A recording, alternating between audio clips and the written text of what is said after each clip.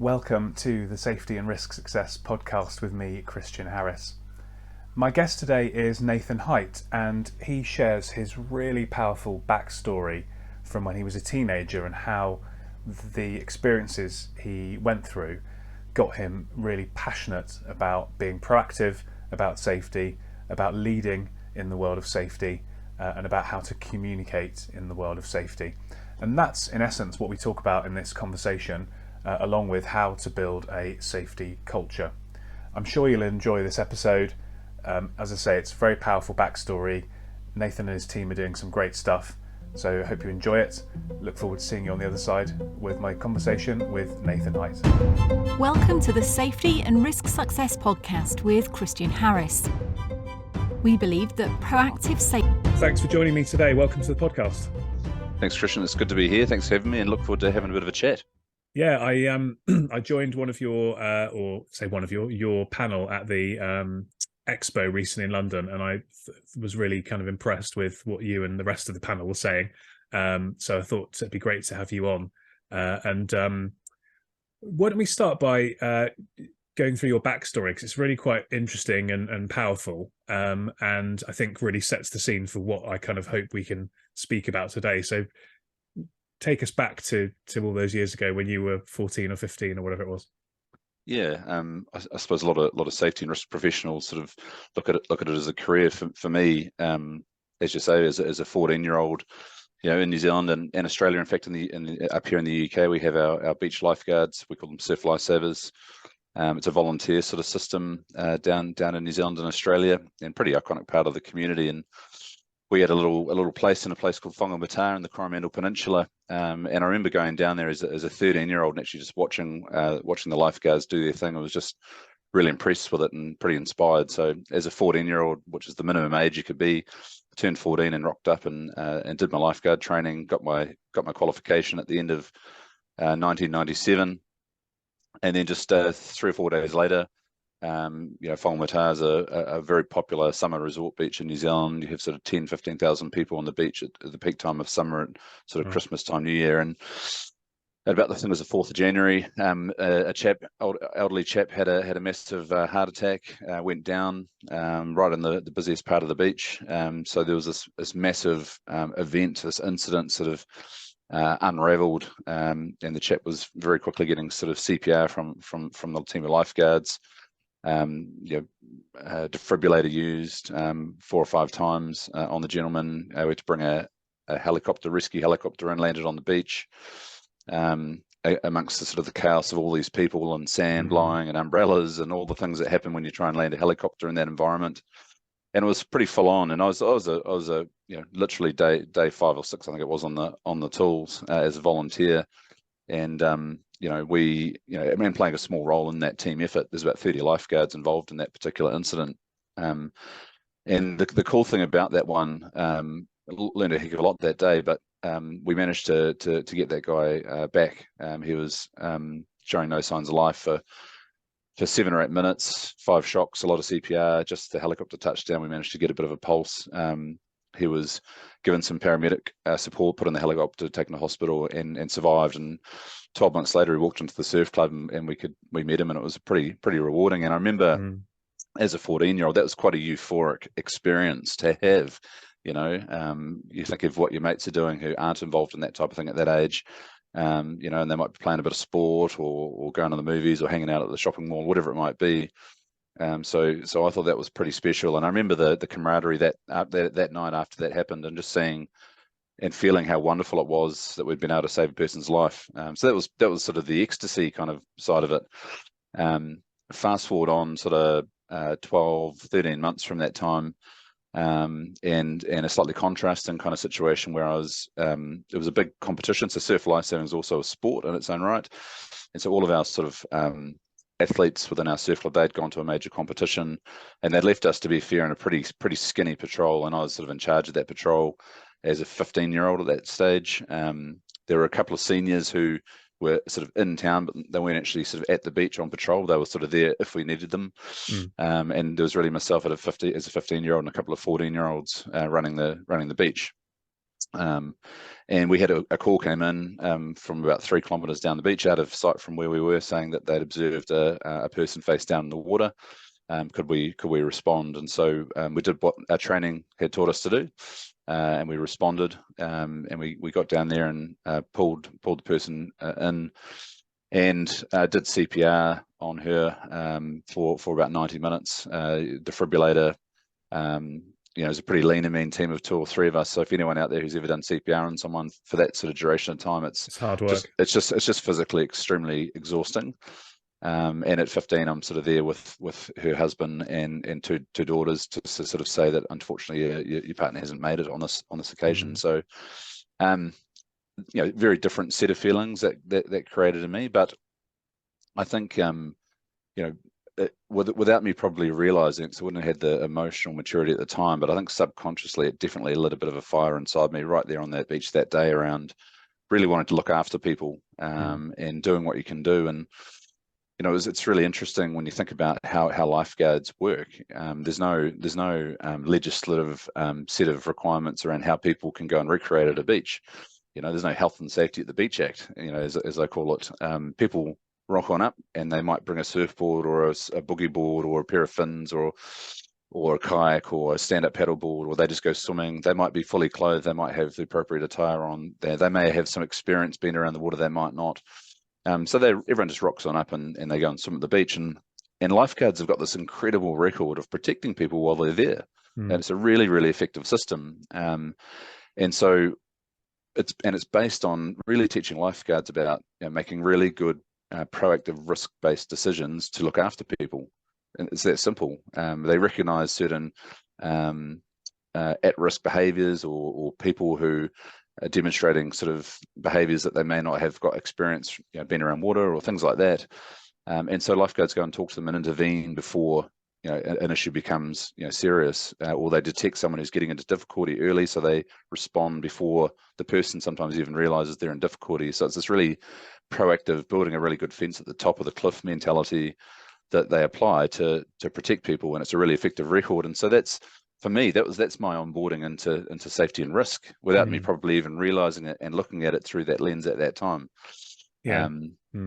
So yeah, it's interesting, isn't it? Because you've talked about 3 scenarios there. You've talked about where something clearly demonstrably bad happened and you guys were able to turn it around and rectify and save the situation. You've talked about where something bad happened and obviously it didn't go as you would have wanted it to. But then you've also talked about this third thing, which is you've stopped something bad from happening in the first place. And obviously the first 2 are very clear because it's kind of a black and white situation, and the majority of the work is in that third area, isn't it? And I think that's the same for or it should be the same for kind of the audience, you know, how we're trying to be preventative and proactive and stopping things from even bubbling to the surface. And then that brings in this conversation of, you know, how do you prove you've stopped something that never happened? And lots of interesting facets come off the back of that.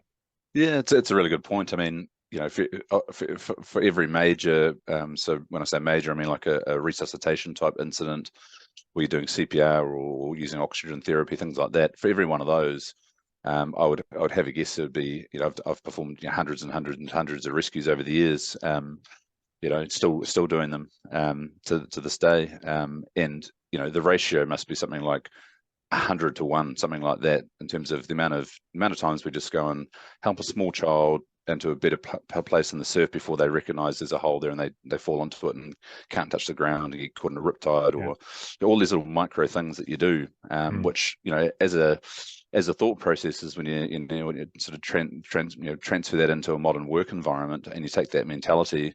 You know, it's essentially what we, you know, when we talk about things like safety too, or behavioral safety, all these sort of modern terms that we put around things, that's really what it boils down to, is actually recognizing stuff early, being proactive, getting in front of it, and stopping it from escalating, because fundamentally it's the right thing to do to protect people.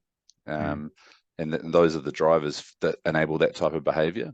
Whereas, you know, I think if it was about trying to prevent people from requiring a certain degree of harm, or incurring a certain degree of harm that almost is inferred by sort of health and safety legislation, the way it's sort of set up, that drives a very different type of behaviours, because that becomes the goalpost that people are trying to kick the ball through.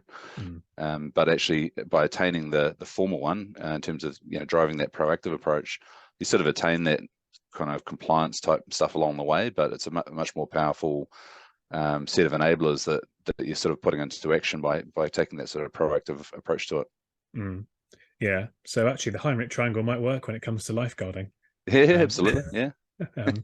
It's not far off in my field as well. I was looking at some data recently where the HSE had done some work for the British Museum, I think it was, and they were looking at falls at the entrances, and actually the ratios were, it went a bit wider at the bottom, but the ratio of serious injuries to sort of incidents was bang on 30, and then it was a bit wider at the bottom. But anyway, we won't get into Heinrich because we'll be here all day, the fascinating part, I think, reflecting on that, is when lifeguards, there's normally a patrol team, a set of lifeguards that are running a beach, and when they have a set of minor things occurring that on the surface are not significant issues, they detect a bit of a riptide or a kid getting closer to it, so they go and just make an adjustment, or just tell them to move aside to a different, so they're on a sandbar, whatever it might be. But effectively, that's like, if you think about a workplace, that's almost like those near miss or close call type events, or people sitting there detecting something in the work environment's changed, the conditions have changed, so therefore the risk has changed, either the consequence and or the likelihood of whatever it might be has changed. And so that's what happens in a lifeguarding sense. The lifeguards get together and say, hey, have you noticed this? Have you noticed that? Actually, yes, I have. I've been thinking about that for the last 5 minutes. What do you think we should do? These are our options. What's the most efficient and effective option based on our ultimate outcome of public safety? And that might be moving a patrolled area. It might be shutting the beach in a more severe situation where the conditions are getting quite poor, and say a changing tide. All these sorts of things. And again, that knowledge is 100% transferred through to a work environment where you've got culturally a workforce who are thinking about those things and putting their hand up and speaking up, say, hey, look, I know we've done our risk assessment and this is how we assess that risk, but I'm noticing these things have changed from that. What are you seeing? And has it changed? And do we need to do things differently because the risk has evolved? And I don't think we do that enough in a work environment. I think we just sort of rely on the static kind of risk assessment we've completed when we sat down and did the risk workshop or the review or whatever it might have been. Popped it in the register, assigned the controls to it, and therefore we should be sweet. And I think there's some great learnings to transfer into that. I'd say that, and I think there's a second aspect, which is if you think about the lifeguard scenario and you're going to intervene and talk to somebody, I think that if you're standing there at the water's edge and the lifeguard comes up to you and starts talking to you about you need to do this differently, or can you please do this, or however you go about doing it, I think your perception of the risk is heightened because everybody knows that actually you could drown and die if you're in water. Whereas I think sometimes in the workplace, our perception of risk is sometimes a bit different, in that we don't believe that something truly terribly bad is going to happen to us, and therefore we perhaps don't take it as seriously as we might. Yeah, I 100% agree with that, particularly in those industries. I mean, we work with businesses right across all the different sort of verticals, from sort of the big obvious stuff, your construction, your oil and gas, your engineering, those sorts of things where it's a lot more overt. But versus your professional services, your tech companies, those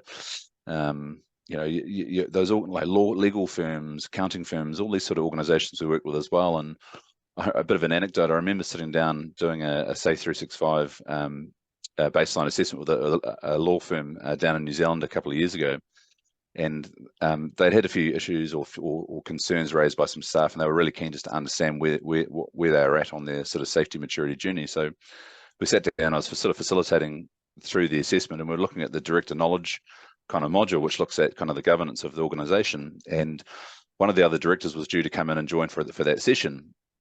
And the team had just finished telling me how, look, we don't really have any sort of obvious risks in the organization from a health, safety, wellbeing perspective. We've, someone literally said the classic quote around paper cuts, the worst thing that could ever happen here is getting a paper cut.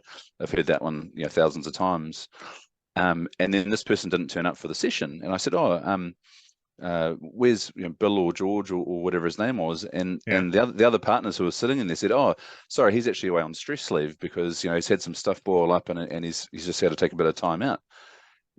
Cue the pregnant pause from me to the group around.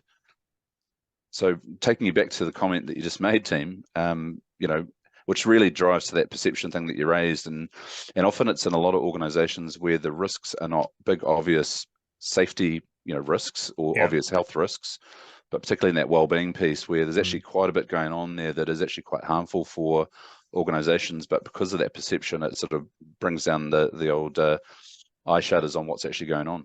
Yeah. I remember speaking to a company once, and they were very big on reporting of the last injury and all that sort of stuff, which people have different views on. But they'd done, I think, 2 or 3 years with no lost time incidents or something like that, and it was in a high hazard sector. And then lo and behold, what happened to break that run? Somebody slipped over in their office kitchen, making a cup of coffee or something like that, and broke their elbow. And it's like they sort of would never have thought about that because they were thinking very much about this high risk, high hazard activity they were doing, and sort of not most thinking about some of these more frequent but less severe types of injuries that can happen. And as you say, probably just had a static risk assessment done and weren't really considering it and updating their thoughts, and lo and behold, something bad happens. Yeah, and I think that's fueled a lot by that in terms of that static risk assessment. If it's done from a hey, we need to make sure we're compliant sort of perspective, I think people will then go through the process that they need to identify the risks and sort of assess them and assign controls, etc. And versus, I suppose, that other sort of part of the brain around, because we actually want to understand and look after our workforce because we recognize the value that they bring to our fundamental business model being unlocked for our organization. And so the latter one is the one that starts to unlock those behaviors where actually your team are essentially like a team of lifesavers, all looking out for things that are changing in their environment and then speaking up when they see them to be able to share them, to then collaborate with their colleagues to actually make sure that things are safe and appropriate for people. Yeah, no, I really like that. I'm gonna ruminate on this whole lifesaver, lifeguard piece because I think it's really interesting and some great analogies there to try and get this message home to people. So I'm glad we chatted that through. So the panel that I mentioned was about safety culture. So let's dig into that a little bit because I know that's a topic that you were obviously talking about on the panel. First question, I suppose, is there such a thing as safety culture? I get asked that a bit. I think safety culture is a word that resonates with people to focus in a broader conversation about culture, full stop. That's how I sort of look at it. I don't think safety culture is a different thing to organizational culture. I think they're one and the same. I think putting safety in the term just gives it a bit of a lens around the health, safety, and wellbeing related aspects that can drive that culture. So for me, it's around a consistent set of expectations or behaviors or requirements that are collective, that are consistent, that everyone understands. It sort of defines kind of that's what we're about in this organization. I think sometimes people get confused about sort of the safety culture and the safety climate. I think the safety climate's asking people about their attitudes and perceptions versus the safety culture, which looks at that as well as, how does that interlink with your performance of your safety management system and the knowledge of your directors, your management, your workforce, some of the practical things you're doing around stuff like your audit and verification activities to check that what you think is happening is actually happening in practice, work as done versus imagined sort of stuff. What visibility have you got of it? What's actually going on in terms of reporting and things like that? So I think all of those sort of come together, and when all those attributes are there and present, you sort of have this sort of presence of safety sort of effect as an outcome. And when some of those elements, shall we call them, are depleted, then that creates little vulnerabilities. Sometimes we sort of talk about it as a bit of a stool, and if one of the legs on the stool sort of cut an inch or so is cut off the bottom of it, it gets a bit wobbly. And if a whole leg's missing, then it gets really wobbly. If there's 2 legs missing, the stool's not going to stand up very, very well at all. And I think that's kind of how I look at safety culture. But I think to answer your question, it's a subset of organizational culture. Yeah, I agree with that wholeheartedly. But I think one of the things that you learn as you, particularly if you've got, like you do and I do, your own business, and you've got to try and persuade and influence people, is you've got to meet people where they're at. And actually, Correct. safety culture is a phrase that is prevailing, and therefore people understand kind of what it means in their own mind, and therefore it's a good it's a relevant phrase to use to start opening up this conversation about the wider cultural piece, and moving away, I guess, from where I think the industry often sits, which is in the sort of technical bubble, and not going outside that technical bubble to the wider business piece. So I think there's a huge value in that conversation. Yep. Yeah. No. 100%. Yeah. And what would you say then if people get this right? And you were talking about this on the panel. What would you say some of the kind of key outcomes can be if people can get this safety culture, in inverted commas, right in their organizations? Yeah, I mean, one of the best case studies I always look to, and I mentioned this I think on the day, was the sort of Alcoa scenario where you had a chief executive come in who had a hypothesis about this back in the late 80s, early 90s, and really, went and spoke to the Aluminium Company of America. For those that aren't familiar with it out there, I'm sure many are. It's a well-documented case study. Yeah. And really, safety was seen as like a lead conversation with the workforce across that organization, and it was about that organization had a pretty decent record around safety, but the CEO sort of wanted to take it to another level based on his hypothesis that so much could be gained from really focusing on that as a lead thought. And so the CEO visited every site, talked to a whole bunch of workers, asked them what he could do for them to make their jobs safer. That got them thinking. It created that effect that I mentioned earlier around your whole team being part of your life-saving crew, they're all keeping their eyes and ears open about what's happening in the environment. But as a result of that, yes, their harm reduced, which is a great outcome, but there was actually all these other benefits that came on the back of that, which were things like improved quality, less mistakes have been made, improved colleague relationships with each other, improved customer relationships between workers and customers. They were able to attract a higher caliber of management and executive management into the organization over time. And commercially, I think they put about 30 billion in market cap into the company throughout 7 or 8 tenure. times, wasn't it?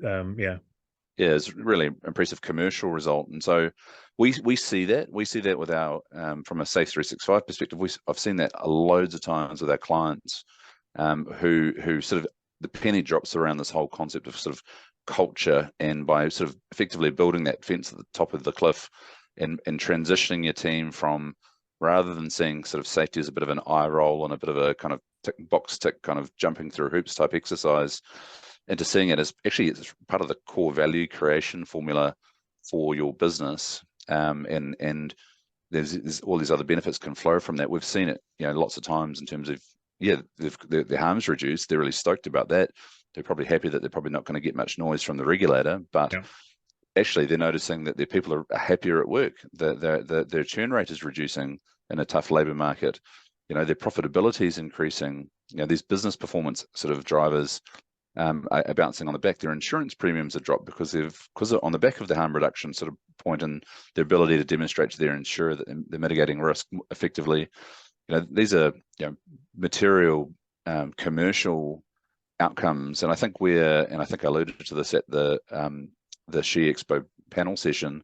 There's, I think, a lot of safety people that I've worked with over the years trying to support them on this sort of miss a trick a bit here, because we're all pretty passionate about people, and I'm in that camp as well. You want to look after people, and that's a big driver for lots of us. But the reality is, and there's nothing wrong with that as a driver. The reality is, though, is that we've also got to influence stakeholders in our organizations and in our supply chain to move in the way we want them to move, to get the transformational results we're looking for. And so, to your earlier point, Christian, you've got to appeal to what's relevant to people. Yeah. And my point at the safety event recently that you're alluding to was boards and executives are driven by fundamentally business performance. That's their ultimate accountability to shareholders and ownership is how is this business performing fundamentally, and sitting under that in terms of the output of the business is, every business has this kind of value formula. It's how does it create value, how does it capture its fair share of that value, and how does it sustain that value in the long term. Every single business has one. I'm never come across a business that doesn't have this model. They just sometimes don't realize they've got it and they haven't defined it, but it's there. And people are, I've yet to meet a business where people aren't a fundamental driver within that model somewhere. And it's normally around either the value capture piece or the value sustaining part of it. And so there's a link there between our workforce and our fundamental ability to deliver on our strategy and unlock those lovely things that our board directors and executive teams, are going to get their bonuses for and all that sort of good stuff. But as a profession, it's pretty patchy out there in terms of our effectiveness as safety and risk professionals to actually have a conversation with those, particularly that persona of stakeholder, management team, executive team, and governance, board governance, to be able to link safety performance back to those drivers. And I think where I've seen some really powerful results come through in terms of engagement with those audiences and getting their understanding and support, it's a heck of a lot easier working as a safety professional if your board have clarity and 100% support you, if your management team have clarity and 100% support you, you're incredibly enabled to do your job really well. But so often I hear people talk to me about, management team don't understand, the board don't understand, they don't care about our people. I've having worked with a whole bunch of executives and board directors on the other side of the fence, I've yet to meet one that doesn't genuinely care about its workforce. Of course they care. It's really driven from a lack of understanding for them, and it's about relevance. How do I link it into what I'm accountable for? Because they're up here and they're thinking about things, that are on their agenda, and we've got to be able to cut through to make them understand that that we can help them to achieve the outcomes that they want to achieve. The sort of soapbox that I go on in this area is I try to encourage people to link safety with performance, because I think, as you say, no board leader, no management team member doesn't care about their people, but actually safety can have that eye-rolling effect, as you said. Whereas if you start talking to them about performance and high performance, that's kind of something more positive, and the energy is, I think there's a piece around energy. So high performance versus good safety, there's a different energy in that conversation.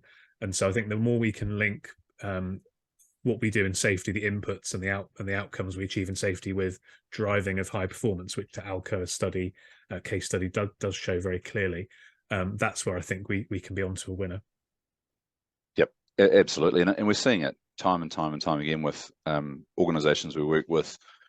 Excuse me, on Safe 365 or our new Workwell product, where they actually measure their safety index, what we call their safety index, which is a marker for culture, and we can compare that against business performance.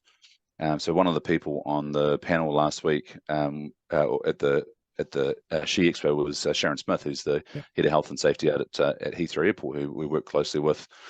And what they noticed was that in the first cohort of about, I think it was 30 of the major sort of providers on site, so these are some airlines, some security services, some ground operators, etc., plus Heathrow Airport's business units itself. When you map out the lead indicator, which is sort of, in this case, safety index, which represents 70 or 80 sub-elements, boils it down to an index, versus a harm marker. So in this case, they looked at lost time injury frequency rate. I know it's not perfect, and there's probably a bunch of safety people kind of cringing out there, but for the purpose of this exercise, it's something, it's a marker. And what was fascinating with that is when you sort of graph out the organizations that completed the baseline assessment, and you look at their safety index, and then you overlay the LTIFR across that, but the overwhelming majority of harm is sitting at the end that's at the lower end of the safety index spectrum. Very, very visibly illustrated, and that was put up at a safety summit that Heathrow ran with all of the CEOs of their what they call their Team Heathrow ecosystem, and they shared that. They simply shared it and said, "That's interesting. Look at that." And the conversation that generated around that room in terms of chief executives and chief operating officers wanting to understand what their safety index was, so they could start to track that against the harm markers in their organization, because they became aware of it. And there's organizations that got up and actually shared their experience of that, which were quite powerful. Some very large, iconic British organizations who had just had their eyes open to it. They'd only ever looked at safety through almost a compliance lens. We need to have a safety management system because we want to get our ISO accreditation or whatever it might be. And I'm not, saying that's not a good idea or a bad idea. I'm just saying there's a higher, more powerful way of looking at this that achieves those things, but also unlocks some stronger business performance at the end of it as well. And that's a great example illustrating the point that we both made, which is that all these people do care about this stuff, but they haven't been shown or enabled of how they can improve it. If that makes sense, we haven't drawn that link well enough, and that the index that you mentioned is a good way of doing that, obviously, because here's something you can track and quantify and monitor, and it's a leading indicator, and we can see how that works. Okay, we can buy into that versus the one question at the board meeting, are we compliant or not, yes or no, and then we move on, and that doesn't add any value and doesn't help you to go on that journey, does it? Yeah, that's right. I mean, for me, like one of my sort of I suppose superhero sort of strengths is I love to ask why, and then I like to go and find out.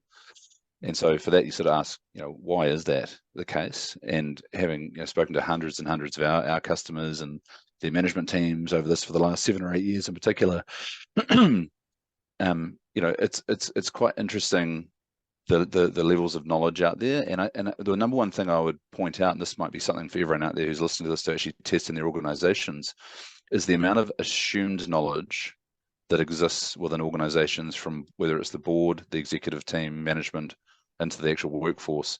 We tend to focus a lot more of our efforts as safety and risk professionals on the worker, because as we see it, that's where the risk is. They're exposed to the risk. So we spend a lot of time training and doing inductions and orientations and all this sort of stuff. And that's a really important piece of the puzzle. But we don't spend a heck of a lot of time working with management, supervisors, board directors, because we just assume that they know the stuff. And I've done my formal sort of governance Institute of Directors training, and I can tell you the health and safety kind of component of that was very, very short part of a much deeper course, and there was a lot more focus on things like finance and enterprise risk and strategy and all these other things, and they're important from a governance perspective. And the other thing is, when you think about people who look after people or who supervise people from a line management perspective have such a powerful role and influence over the people under them in the structure in any organization. And when you sort of go and test that with them and say, hey, Mr. or Mrs. Manager, have you actually ever had any safety, health and safety training that considers your role as a supervisor or manager of other people, so that you understand your role? And there's certainly some out there, but in a lot of cases, the answer is no, I've never had any training. I got promoted from my role. I learned about the P&L, and I learned about our budget planning and our management planning and all that sort of stuff. But I've never actually been through a management level induction or whatever it might be. And same for the board. If you start to talk about the board and you say, does the organization actually screen its board members to check that they understand their role and responsibility from a governance perspective in health and safety? And I can tell you that particular one out of 85 elements is one of the lowest 3 scoring elements globally. Which is fascinating, because which is where I'm coming from in terms of this assumed knowledge effect. And it's not because they're not great people or great directors or very, very capable. It's just that no one's actually stopped and said, hey, you're a board director now. The context has changed. Number one rule in risk management, context. Your context changed. You're now a board director, or you're now a manager. What are some things that we need to cover off with you to make sure that you understand, so that you can be the best at your role in this organization, and that the organization itself, from an enterprise risk perspective, has some assurance that the people making the ultimate strategy and resourcing decisions actually have that understanding. And it sounds really simple, but when you actually go and measure it, that is one of the lowest scoring areas across organizations, and I'm talking like 10,000 organizations in that sort of data set. Yeah, very interesting, isn't it? So from a leadership perspective then, what should a safety or risk manager do? They're sitting in the middle typically of an organization in whichever way you look at it. And they've got to influence downwards, sideways and upwards. It sounds to me, and like you believe, and I would sort of agree, that what we do kind of going downwards is pretty good. But we need to work on how we can go sort of out and across and up from ourselves. Have you got any thoughts or sort of frameworks or tips on how people could be better at that to try and achieve those to sort of bridge that governance gap, as it were. Yeah, absolutely. I mean, I think that's really our space. That's where we do some pretty cool work, and we're really focused in that area. There's lots of other organisations that are supporting the management system down into the delivery. But at the level that we're talking about here, for me, it's around number one. I would actually sit down and actually map out my stakeholders. Who are they? What are their drivers? What does success look like in their role? And where are they at on the sort of safety, health and safety wellbeing journey? Are they an eye roller, or are they already quite proactive and engaged? And that'll be driven by their background, their previous roles, that kind of stuff. So I'd actually just create a simple spreadsheet, or there's other kind of cool tools out there these days you can kind of sort of mind map it out. But I'd sit down and I'd map my stakeholders. Who are they? What's their role? What's their accountability? What are the drivers for them for success? And where do I think they sit on the safety maturity journey in their own right as an individual? And then I'd set about trying to validate my assumptions. So I'd then go and meet with them, set up a meeting, have a coffee, and just take them on a bit of a journey about what you're trying to achieve, fact finding, just testing assumptions, making sure we've got our finger on the pulse correctly, and that starts to sitting underneath the technical kind of conversation you're having. You're actually doing a really important thing called building a relationship. Yeah.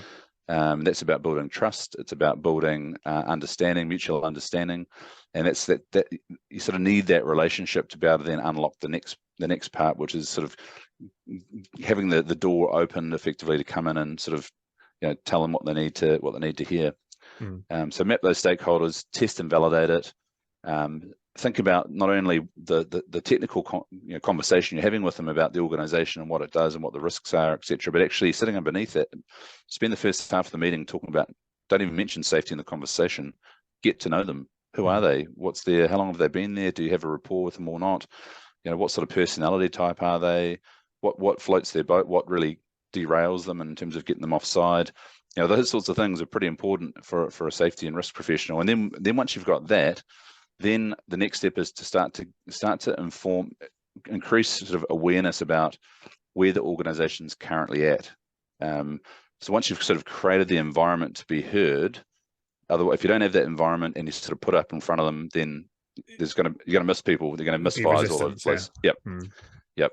Versus if you sort of do that groundwork first, you're going to have a much better opportunity to then actually put up in front of them, hey, look, this is our organization. This is where we're at. Which is sort of what we do from a Safe 365 perspective. We have a digital maturity assessment that measures their safety culture. It's a really quick, rapid way of doing it, but still scores really well in terms of the validity of what comes in against self-assessed versus sort of audited results on the platform.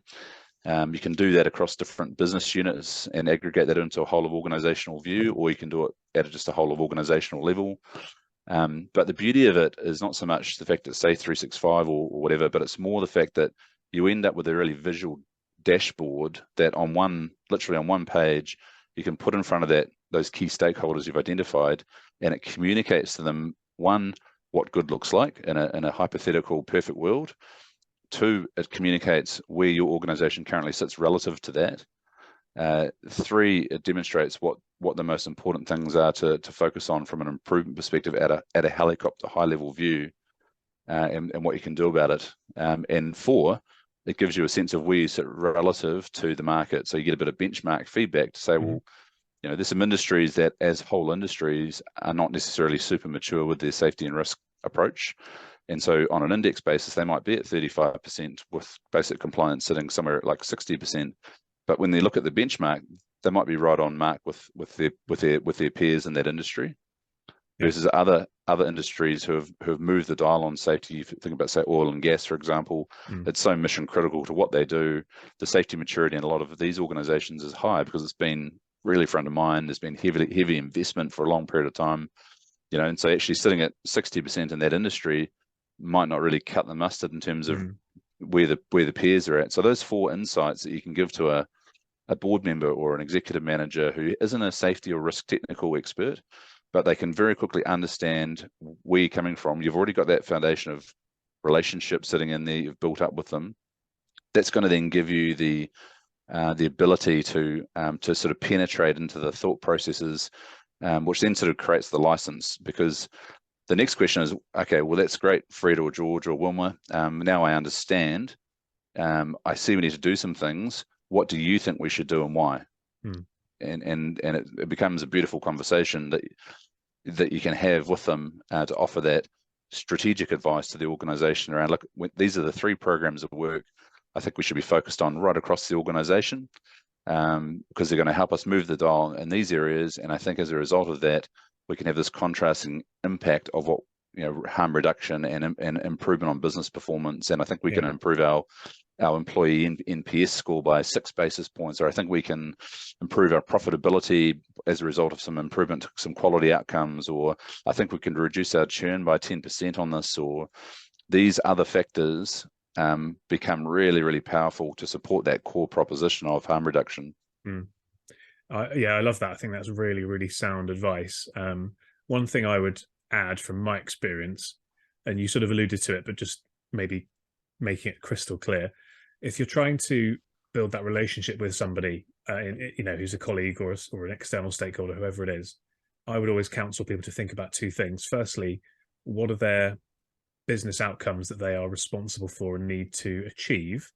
So you can then think about, well, how can you help them to enable and get to those points faster, or how can you prevent any blockers or inhibitors from getting in their way? But also think about the personal side of things as well. So, if it's really important for your head of production to win an industry award, or to, I don't know, drive a certain metric up, understand what's in it for them on a personal level as well, because you're going to get a more emotive and sort of visceral buy-in if you can help them to achieve their own personal objectives, which are going to be aligned to their business objectives, but they're always going to be slightly different and interesting and unique as well. So think about that if you can too. Yeah, they've got a really, in most cases, quite a broad set of accountabilities and responsibilities, and safety and risk is one of those. And I think sometimes having received, so I sit on some other boards of other organisations, and in that context, I receive reports from the health and safety manager in some of those organisations, and getting overly technical to the board is a surefire way to get everyone off the base really quickly, because there's nothing more frustrating than sitting around a board table when management are telling you things that you don't understand. And I've seen that with board colleagues on different boards I've been on. And it's not through any ill intent. It's more about I'd call it self-awareness for health and safety and risk professionals. We need to improve our self-awareness so we understand the environments that we're going into service. And so things like, if you're a safety and risk professional and you don't understand how a profit and loss statement works, for example, go and do a basic finance essentials type course. There's a boatload of stuff online for free that you can go and do, so you understand how businesses work, just how the money moves around a business. It sounds really simple and obvious, but actually, unless you've done some training in that area, it's not. Last time I looked, it's not in your latest sort of IOSH or NEBOSH or whatever kind of coursework. So, but yet it's really fundamental to having a conversation about ROI, for example, which is a language that management and boards speak. So, understanding the business model of the organization you're in, how does it create value for its customers? How does it capture that value for its customers? And how does it sustain that value over a long period of time for its customer? And understand how the levers around safety and risk and how those levers can influence those things. Because if I'm a board member, my number one thing is what is our business model? Have we defined it? And have the disruptions to my business model been correctly identified? And do we have good mitigation in there to deflect those from disrupting my business model, so we can deliver on our commercial or corporate strategy? So that's what I'm sitting there as a board member thinking about. Very rarely have I seen a safety or risk professional do a really wonderful job. There are some good examples out there I have seen, but it's not the norm, it's the exception. We need to flip that round the other way, so that as a part of our skill set as a profession is actually bringing those fundamental business skills to the table with our technical safety and risk piece on top of that to get the complete package. No, fully agree with that. So I want to just move on a little bit and talk. You've kind of alluded to some of the stuff that you guys do at Safe 365, but just give you a bit of an opportunity to kind of explain a little bit more kind of what it does, some of the benefits, maybe a couple of case studies before we sort of draw this to a close. So give us a little pitch. A little pitch.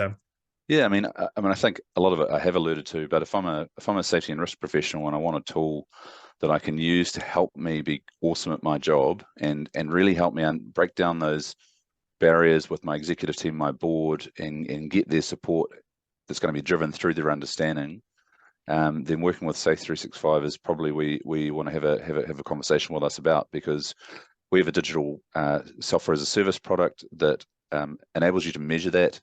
The safety culture, your safety maturity quite rapidly. And we've got the beauty in what we do is we sort of surface what we all know are some quite complex bits. We surface that in a really simple way so that organizations can see it. It's instant. The product then almost sits as a kind of partly independent view for you to use in your organization to demonstrate where the organization's at on its safety journey, what the next steps are, what the key work programs need to be in your health and safety strategy at an organizational level. And if you're out there and you're working in a larger organization and you've got, say, a global kind of regional, local sort of setup, we're able to set up the platform in a way that it gives that feedback loop directly to your local site or country or whatever it may be, so that you can push that accountability down into the organization where they've actually got a lot of day-to-day control over how things happen. And equally, from a regional and global level, we aggregate that data back up so that you can see that strategic view of your organization. So in terms of straight out like efficiency, we know a lot of people in the industry will spend a lot of time on Zoom calls and in spreadsheets doing audits and gap analyses and examining documents and all this sort of stuff. And at a really basic level, we take a lot of heavy lifting out of that process for safety and risk professionals. But at a strategic level, because we grab the data and we drive that data through the platform, and there's got lots and lots of organizations that are doing that, we're able to bring that to life to really help enable our safety and risk clients within their organizations, because they can start to surface those insights on our dashboards, they can start to benchmark it, they can start to track over time what that continuous improvement looks like relative to business performance and harm, which then gives them a stronger license to operate. It's like a flywheel that just keeps strengthening over time, because as you get those wins, you then get more trust and respect back from that sort of management and board sort of persona. You can apply it more and more, and so it's a cool way to approach that kind of strategic continuous improvement side of things. So yeah, that's in a nutshell what we do. And it's the clarity, isn't it, really, that you're kind of providing that is the real differentiator, I guess, from what I can see, because a lot of you're bringing these insights and benchmarks and things like that to the team and allowing them to have that clarity of what's actually going on and what's making the difference. Yeah, if you look at, say, Heathrow Airport's one of our key customers we're working with here in the UK. We've done a really cool piece of work for them where they're obviously operating a really large, one of the world's busiest, most complex sort of airport ecosystems. You've got Heathrow Airport as a company in its own right, but you've also got 400, 500 entities that work within that ecosystem, all on site, all exposed to common risks, but with different levels of entity control over it. So it's a supply chain of sorts, but it's not a linear supply chain in the traditional sense, because some of those organizations operate as contractors, some operate under a ground operator license with Heathrow, so it's not a direct contractual relationship in the sense that we normally think about control. And so it's really complex. And coming back from COVID, obviously everyone's trying to resource up and bringing a whole lot of new people into all of those organizations to deliver the business and get people moving again. And when you think about the risk of that, it's significant. And so what we're able to do with Heathrow and the project out there is work across the entire ecosystem, is deploy a safety culture measurement tool that we kind of co-created with people from Team Heathrow. Deployed that, it made it available to all of the organizations across that ecosystem to then track their safety index relative to some of those sort of indicators I mentioned earlier. And through that, use the data to start to inform and engage the executive, what they call the Safety Summit, which is their executive kind of group, as well as the Safety Council, which is the safety kind of professionals, and actually use the data from across that ecosystem to drive the sector kind of collaboration around what's the common vulnerability across that entire ecosystem, and maybe it's around board directors and improving that area. So let's do a common work program, collaborate on it to get a really efficient, targeted result across a large group rather than 400 organisations all trying to sort of solve those problems in their own way, which is perhaps a bit more inefficient. Yeah. So that's just sort of one example, and that's a really long-term and definite work program out at Heathrow to bring that to life. But it's pretty special, and we love working with the team out there. It's it's a real buzz for us because it's such a fascinating place. With such a scope of activity, and obviously the front door to the UK. So pretty cool for Safe 365 to be involved with an awesome customer. But I also know from the feedback we've had, they really value their relationship with us in terms of being able to help them do some things that they sort of wanted to be able to do, but haven't had the right tools to be able to bring to life. So that's it's a great partnership. Good stuff. Great. Well, going to draw this to a close. Just quickly before we wrap up, where can people find more? Where can people connect with you? Have you got anything you wanted to plug, like any events or webinars or anything like that? The floor is yours. Yeah, look, I mean, have a look at our website, www.safe365global.com. That's probably first port of call. Always happy for you to reach out to me directly on LinkedIn, or you can flick me an email, Nathan@safe365global.com, and I can kind of talk to you and pass you on to the team and support you. But there's lots of ways to get in touch with us. We do have a really cool product coming out later in the year, which a number of organizations that are probably listening have been involved in some of the beta testing on, called workwell365.com. So that's a well-being focused tool, which we'll be talking more about to industry in the coming months. Good stuff. Well, we can always grab another slot and have a chat about that once that's up and running as well, because I think sounds good. Be, relevant to everybody. Lastly, Christian, mate, it is your birthday. It is. As we're recording this. On behalf of all of your audience out there, I hope you have an awesome day, and thanks for having a chat to me. Oh, thank you. Yeah, looking forward to celebrating my birthday once we've wrapped this up, and I've got the day's work out of the way as well. But got something to look forward to this evening anyway. Awesome. Enjoy. Good stuff. Thanks very much, Nathan. And thanks for joining us on this episode. And we'll see you again for the next one. Cheers. Thanks for joining us on the Safety and Risk Success podcast. If you've enjoyed this episode, please hit follow and do share on social media. Does anyone you know spring to mind as a great guest, even yourself? If so, please contact us on podcast@slipsafety.co.uk. See you next week for another episode.